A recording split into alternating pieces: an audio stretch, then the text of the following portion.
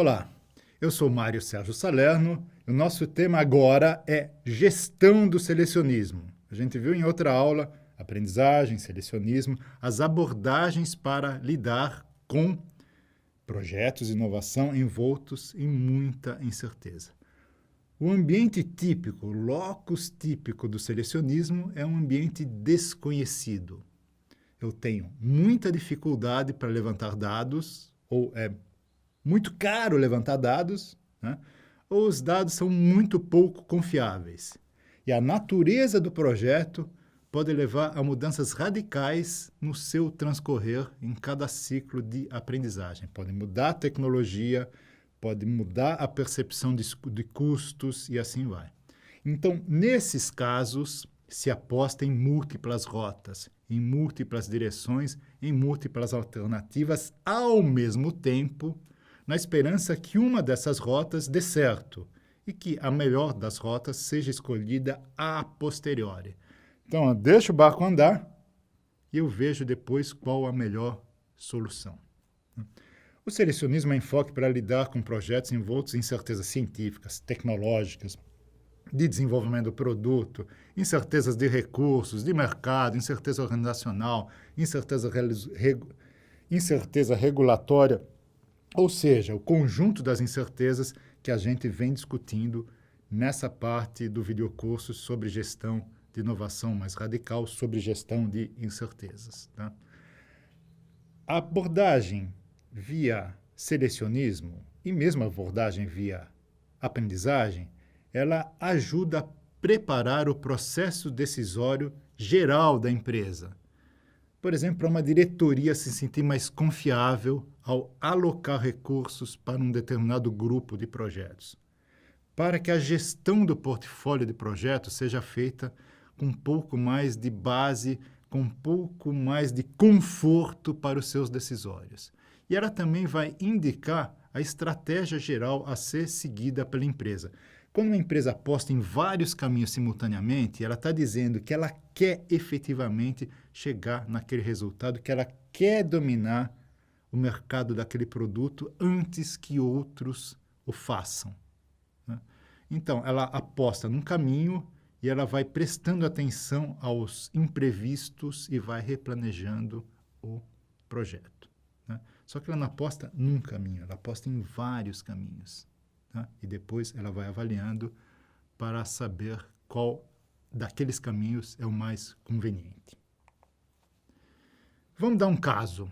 E esse caso, todos esses dados que eu vou falar aqui estão no site da Braskem. Então é tudo público, eu não estou falando segredo nenhum. Braskem, obrigado. Se a gente entrar no site da Braskem, nós vamos ver ali, Visão 2020, ser líder mundial em química sustentável. Ou seja, isso seria o desenvolvimento de produtos a partir de fontes renováveis. Fontes renováveis, por exemplo, de biomassa. No caso da Braskem, de álcool. Há concorrentes que seguem outras vias. Um conjunto de empresas químicas no mundo que estão perseguindo outras vias. Por exemplo, a rota biodegradável. Elas apostam na biodegradação, ainda que a fonte do produto químico seja uma fonte não renovável, como petróleo. Né? Tem uma grande disputa na mídia com ambientalistas. A gente vê uma garrafa boiando no mar ou no rio e a gente logo pensa em biodegradação. Mas a gente precisa pensar que a biodegradação significa jogar gás carbônico, monóxido de carbono na atmosfera. Então, precisa ser feita uma análise de pegada de carbono para saber se a emenda não sai pior do que o soneto. Ok? Então, existe essa disputa. É melhor biodegradação? É melhor fonte renovável, reciclável? O que é melhor? Essa é uma discussão lá em cima. A Braskem optou por uma estratégia que ela chamou de I'm Green, ou seja, ela se coloca no mercado como uma empresa que vai oferecer produtos químicos de origem renovável, de origem vegetal. O primeiro produto que ela lançou com sucesso foi o polietileno, que dá origem a um plástico, cuja origem é o álcool é o etanol de cana-de-açúcar.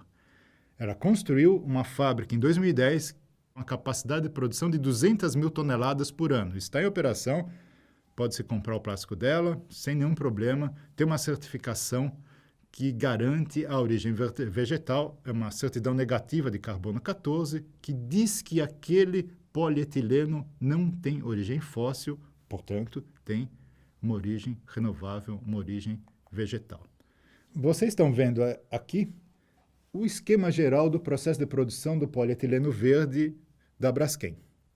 Não tem muita novidade. A questão é que a Braskem conseguiu desenvolver um processo produtivo que chegue a um custo aceitável para esse produto. Porque, cientificamente, qual é a reação envolvida, se conhece há muito tempo. Rigorosamente se conhece desde o fim do século XIX, como é que se transforma o etanol em etileno. A questão é fazer isso a um custo baixo, a um custo que industrialmente seja razoável. Isso ela fez, então ela está colocando o produto no mercado com bastante sucesso, diga-se de passagem. Nesse outro esquema, vocês estão vendo, da cana-de-açúcar passa-se para o etanol, o álcool, passa para o eteno, passa-se para o polietileno, eteno e etileno é a mesma coisa, né? Passa-se para o polietileno, aí tem um pouco de captura de carbono, e o plástico, depois as garrafas, etc., eles são reciclados, e aí gira-se o ciclo, ok? Isso já está no mercado. A questão é que existe um outro plástico que é o polipropileno, que tem 3 carbonos. O etileno, o polietileno tem 2 carbonos, o polipropileno tem 3 carbonos. Só que o álcool, o etanol, tem 2 carbonos. Então a mágica é transformar o etanol com 2 carbonos num plástico com 3 carbonos. E aí complica. Por que complica? Porque não se sabe exatamente como fazer isso, né? E por que a Braskem precisa de um plástico que não sabe exatamente como se faz a partir do álcool? Porque para reforçar a estratégia I'm Green dela, ela precisa do polipropileno verde, porque o polipropileno é um plástico muito usado. Então é fundamental ter um polipropileno, que também é chamado aí na gíria dos químicos de PP. É fundamental ter um polipropileno de origem renovável para consolidar a liderança no mercado de polímeros de origem renovável. Então, o site da Braskem mostra que em 2008 foram feitas as primeiras amostras de polipropileno verde. Mas a amostra é amostra. A questão é chegar num custo razoável, num processo que dê um custo razoável que seja competitivo com o custo do polipropileno que vem do petróleo, né? Em 2010, segundo o site da Braskem, foi divulgado o projeto de uma fábrica de polipropileno verde, ok? Mas essa fábrica ainda não está rodando, porque existe um conjunto de incertezas. Existe uma incerteza científica. Como fazer a reação? Se é que é por reação. Existe uma incerteza tecnológica. Qual a melhor rota para chegar do etanol no propileno?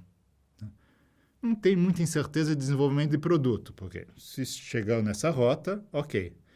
Existe incerteza de recursos? Talvez sim, ou seja, será que a Braskem vai continuar investindo nisso? Tudo leva a crer que está continuando a investir. Não existe muita incerteza de mercado, porque o mercado do polipropileno é conhecido, né?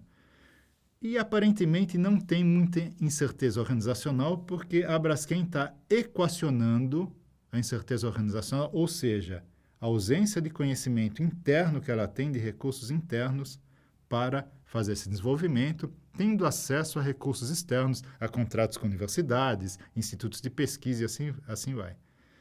E não parece haver uma incerteza regulatória para esse projeto. Ela poderia existir se a Braskem entrar numa rota tecnológica que envolva a manipulação genética, aí tem todas as questões relativas a esse ponto específico, mas não parece ser o caso. Mas se uma das rotas algum dia vier a envolver questões genéticas, aí há uma incerteza regulatória sim, né? Bom, a questão: não há rota tecnológica consolidada. Não se sabe hoje dizer qual que é a melhor rota para o desenvolvimento do polipropileno a partir do álcool. tem alguma expertise, tem algum conhecimento fora da empresa que ela está indo buscar via contratos. Então, a única alternativa que existe é o selecionismo. Ela não faz selecionismo porque é legal, porque ela quer, porque ela não tem alternativa. Se ela pudesse investir em uma única rota, ela investiria, mas ela não consegue fazer isso.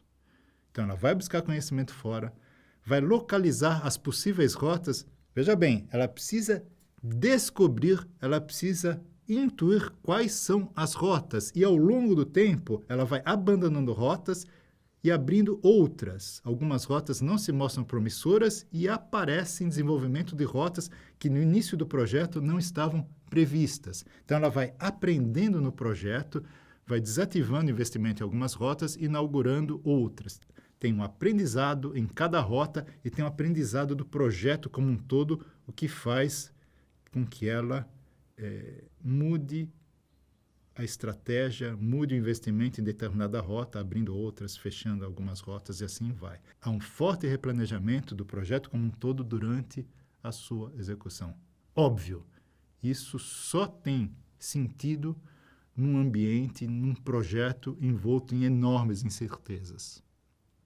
É fácil dizer depois que muitos recursos foram desperdiçados em rotas inúteis, mas tem alternativa? Se tiver, tudo bem, mas nesse caso não há, porque eu não sei e ninguém sabe qual é a melhor rota. Por isso, se parte para o selecionismo. Obrigado.